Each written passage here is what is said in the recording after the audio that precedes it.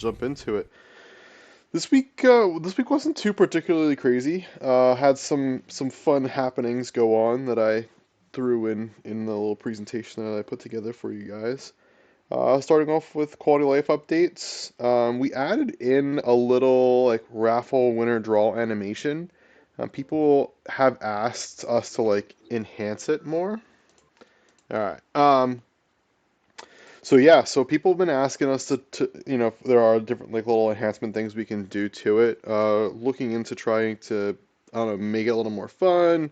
Try to give for those of you that have seen like other kinds of like draws, like Rusty Pot, I think is one of the few that I've seen that have had a decent looking like UI to it, of just kind of maybe mimicking the percentage chance that people have with either a PFP or something that's associated with them on the wheel in their name, just to try to make it a little bit more fun. So this is just like our way of getting closer to that. Um, the way you see that drawing happen as well is you have to go into a raffle that is finishing or has just finished. It takes about 3 to 5 minutes just to make sure everybody's counted into that particular draw. And then this little animation will pop up and it will show you who the winner is. So kind of fun, a little interactive, similar, feel as coin flip, just to try to add, a little bit more to the experience that is raffles.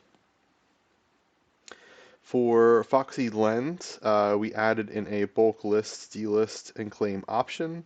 So that way, if you have multiple foxes to manage, you can do so. Again, I think it's a good problem to have, but just one way to improve, the way in which like our system actually works, which is quite fun.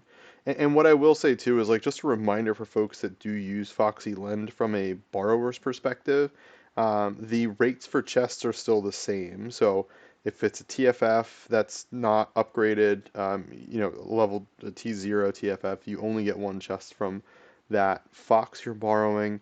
And then likewise, if it's a tier 2 FFF as an example, you would get 6 chests for that fox. So there is a delta there. As you're going through picking which foxes to use for a mission, just kind of take that into consideration when you are borrowing. The one fun idea that Brink had recently, and I'm gonna give you credit, Brink, because you're the one that came up with the idea, was having like modifications to a couple of the outfits that we've created for foxes to add these options to it. So early on, we had started off. I'm trying to think of how many different ones. I know the nun head traits have a couple of options. The Harry Potter-esque scarves. I don't know the technical terms for them. Um, there's 4 different options there to pick which house you are, and I think there's probably a few others. So added in the ability for you to swap between a Mario color hat and an overalls, and then you have the option for Luigi, Waluigi, and Wario.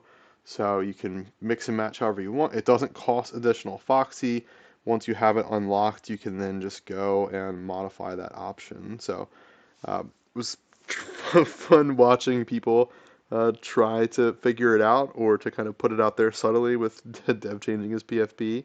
Um, and then earlier today, more and more people were kind of like catching on to it and we're just having kind of fun. So, um, yeah, so I think it's pretty fun, and keep an eye out for a few more of these that we'll be putting out there too, as far as like color options and things goes, of just adding in like another level to like that customization really for foxes, kind of add in this like variety to the collection, even more so than just adding in the tiers um, for foxes. So shout out to Brink for the pretty fun idea there. And then the last item, which we'll talk more on actually in the next tab too, but credit scores. So we've talked, I think maybe a little bit about credit scores in the past, of like kind of the concept, people asking us questions about adding it, kind of if there are any ways for us to kind of fold it into the product of Citrus. And so far, we've just put it on profiles and on listings. We just added it to listings recently. Um, but the way to look at credit scores as a whole is it's a very new offering. Even with the amount of data that we have, it's it's a start, is what I will say. It's a start. We've worked with Atadia to kind of get this model. They're the ones that have created this model associated to it, trying to figure out the best way of going forward to again build it into Citrus in a deeper level. There are a few components to it, and we've put in the pins for Citrus Chat, which again, I don't think I'll reiterate all of this, but more details around the model and essentially how it's formed. There's a lot of different things to keep in mind for the way the credit score is actually designed. A portion of it, or a strong portion of it's based off of like the actual wealth that an individual has, and the likelihood of them paying back a loan. And then it also has, of course, history for borrowing and repayment. Um, and there is a little bit of a factor, if I'm not mistaken, for defaulting on loans when the actual NFT is underwater and it doesn't necessarily make sense to actually repay it back, albeit still a hit to the score, lesser of a hit than defaulting on an NFT that is above water, that you're able to pay off and you have the funds for it. So kind of a combination of multiple things there, but the main goal right now is just to kind of put the number out there, show people what it is, teach a little bit more on it, and then figure out how to implement it into the offerings that exist on Citrus. So, which brings me well into Citrus, like I mentioned that a little bit here. Um, and yeah, I mean, like, I think it's a pretty interesting offering. Atadia, from the beginning, they really had this credit score for themselves for uncollateralized loans. So this model had to be built differently than what already existed. They have the data from Sharky and Fract, and I believe RainFi as well, to kind of use into this model, to improve it and make sure it's something meaningful. And at its absolute core, right, it's a start. It's trying to figure out like what does this mean? Can it be more meaningful? Can lenders only lend to certain people? The reason of us adding in that score into listings is just if somebody has a higher loan to floor ratio, even on a rare NFT, get an understanding for what's their likelihood of paying it back. I know me personally, I've lent out to folks that had a decent floor price or a decent listing price in there compared to the floor price, and have had, I think, two of them default, both of which have been profitable upon default. But still, it's a better way for you to have insight into who the person is that's actually putting up these listings, so people can make a more educated decision on if they want to fill them or not. So it'll get better. I'm very eager to see the ways in which we fold this into the platform as a whole. But right now, it's more so around transparency, which is quite fun. And yeah, just a shout out to the Tadia team for working with us. I know it's not easy on their side. I had the pleasure to chat with them a little bit to NFT NYC. So super, super bullish on, the NFT-fi space and us being a part of, growing that product within the ecosystem. And then the bottom point here is just more on the user base slash folks that are active in the lending scene on Citrus. So we do have a monthly raffle pool set up for that. We're adding in 100 more chests, so it's 200 chests total, that will be distributed to a portion of people from that are borrowing and lending on Citrus. I'm not sure the number of unique people that we have on the platform, but you have a very good chance at winning, at least a chest or two for lending on the platform. So, if nothing else, that's a pretty solid reason, to kind of jump in there and mess around with Citrus a little bit. We're also adding in two ovals, two claymakers, into the pool as a total. And just as a reminder too, for this month, since the first announcement that we did for partnerships on Citrus included OK Bears, Claynosaurs, and Blocksmith Labs or Smiths, where if you lend on any of those NFTs, so on Smiths, on Klanos, or on OK Bears, you have a chance at winning one of those NFTs. So if you lend on an OK Bears, you have a chance at winning an OK Bears. Same thing for Klanos, same thing for Smiths. We're only starting off with those first three for the first month. We'll kind of change that as time goes on with the other partners that we've brought into the platform as well. We're the ones that are funding those prizes, but it's just kind of a fun way to really give back to folks from those communities or our community that is leveraging the platform to use citrus for those collections. And then the partnership announcement that we put out today includes Solana Monkey Business, that is now officially owned by FoxyDAO and Degen Fat Cats or Degen Coin Flip, however you want to look at that particular project, bringing them on as official partners into Citrus. And really what that means from a partnership standpoint is a portion of the fees that we bring in from those collections goes back to those projects. And, we basically have them endorse the platform within their discords, offer up, some level of liquidity into their individual collections to help out their own individual projects, at the same time earn some yield off of it, and then at the same time for everyone else that's leveraging, those collections on Citrus, the fees that come in, we do share a portion of those with those individual projects. So pretty fun opportunities, but other ways for us to kind of ingrain ourselves even deeper into the communities that exist within the NFT ecosystem.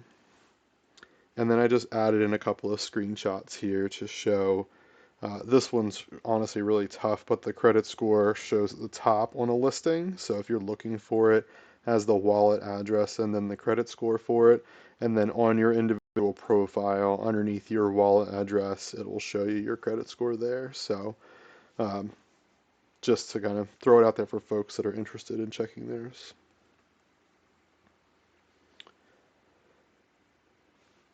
Next we had, I think the biggest thing for this week was the Ryu Fox, or our latest addition to our friends and foes. It was created by Gamba. Gamba is mega talented, super nice guy to kind of chat with, and honestly just kind of threw together like a little sketch pad of what he had as an idea, and then put it into real life. And then we talked for a little bit of trying to figure out like what was the right time to kind of launch the auction, and it went for an actual one of our highest amounts, or a record by a lot. I think the most recent high was 1 million, so this went for 1.32, and that was won by Florida Man. So shout out to Florida Man. If you're trying to find him, I think it's Zach something crypto on Twitter, but a pretty awesome fox to be won. All-time high. All time high by a lot. All time high by, if I'm not mistaken, 300K plus, right? So pretty awesome. And shout out Khan. I mean, I saw Alkine's 3D Fox that he posted recently in Alpha channel, but Khan is super talented with spinning up these 101 foxes. I know Hack's rocking one right now. We've got Pug sitting over there rocking one, but yeah, he does an awesome job with the 3D foxes. So I'm sure there will be a Ryu Fox 3D created by Khan. Complete with hooves. Complete with hooves. Was that for hacks? No. You can't unsee it. But yeah, they all have hooves. Oh, I have to check that out deeper. That's so funny. And then I think I did two more slides. So in here we've got missions and raid. I'll start off with the raid filled up in less than 30 seconds. That was for Solana glasses. This was to I think the first raid that we've done for a level 50. So I know some folks were talking about having to add in some either Foxy or Fame to their foxes to get them up to those levels. And yeah, what I would say too is some folks have like mentioned, the being a little more conscious, I'll say, of the level gaps that are associated with the requirements that we put out there. So we do hear you and are working on trying to make sure, it's not constantly like 2 levels going up as it's like 10% each level that the fame amount goes up for them. So we do have a little bit of a structure to it, and we're working on trying to make that a little bit better for the future. But yeah, for the actual missions this week, just running through it, the 2 solos, we've got a hoodie level 48 plus, headset level 46 plus. For the duos, we've got the yellow shirt level 48 in the Vault Den. We've got the Afro and Beard Den, Afro level 46 plus.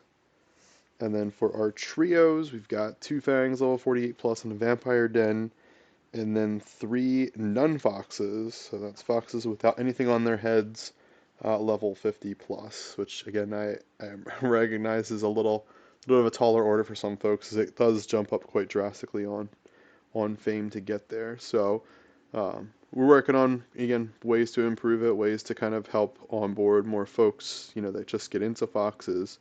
Not necessarily to catch up, but to, be involved and active into the staking and gamified way that we've created out missions. So shout out to everyone for jumping on in and, hounding us a little. Definitely appreciate it. And then the last slide that I want to throw in here, I know I don't talk about some like the giveaways and different things that we have going on for Foxes, but I did want to just throw this one out there. This is, I think, the biggest one that we've done so far from like the weekly basis, but that's because I've joined 2 weeks together. NFT NYC just had messed up my whole schedule, so we put in the prizes that would have been from that week with the prizes from last week. And so we're giving away 10 TFFs for the weekly raffle that we give away. I was supposed to draw it on Friday, had a different conflict come up, so I'm now drawing it tomorrow. But just wanted to highlight, the fact that we do this. The way to enter is you purchase any raffle ticket for any raffle, doesn't matter what the price is, and post about it on Twitter. There's a couple of requirements in there. You can check out Questive if you're interested in it.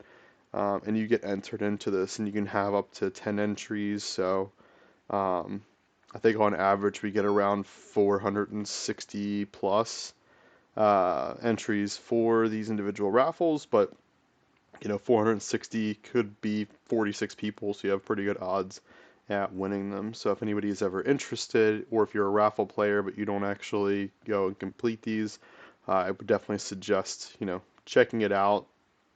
It doesn't take too long to kind of enter into it, and hopefully you can get lucky enough and win a transdimensional fox on top of it. It's been pretty popular for us giving them out. We try to allocate around 100-ish soul a week towards these prizes, and so right now that's coming out to be the 10 foxes for the past 2 weeks. So just wanted to throw that out there. And I think that was the last slide I put together in here, so I'll leave it up here. Let me jump in Discord. If I should have mentioned too, if anybody has any questions, feel free to ping me. It's just helpful kind of sorting through the chat that goes on in here.